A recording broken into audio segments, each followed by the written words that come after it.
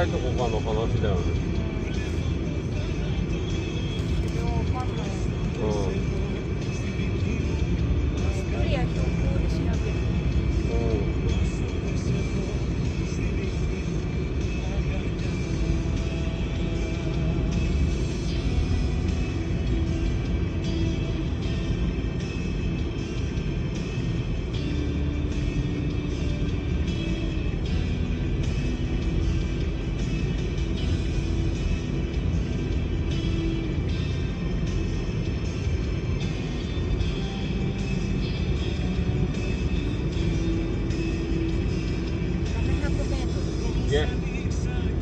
やべえ。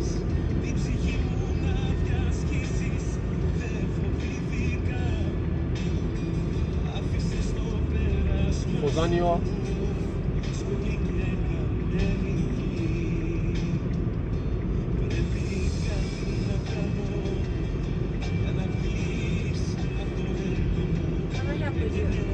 るほど、こんな感じだな。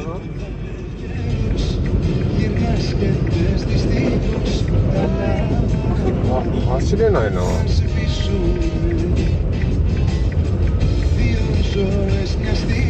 次のサービスエリアってどこ？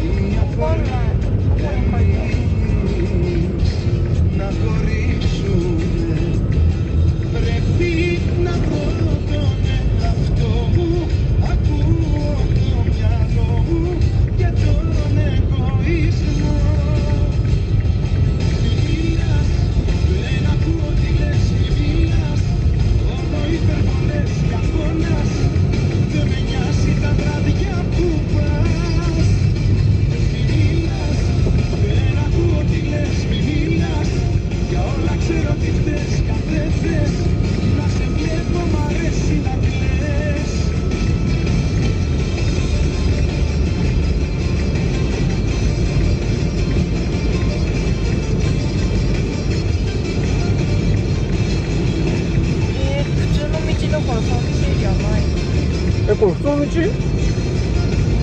高速道路だよ。高速なの？じゃなくなった？あれさっきからガソリンスタンプとかあるじゃん。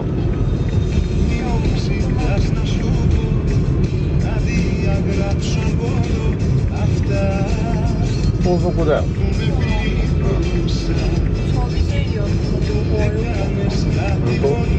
先にどうなってるとか、その先どうなってるかとか。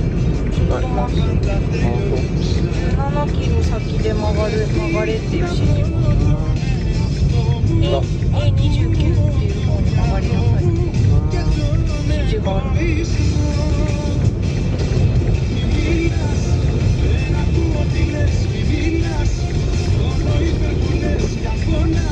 やべえな。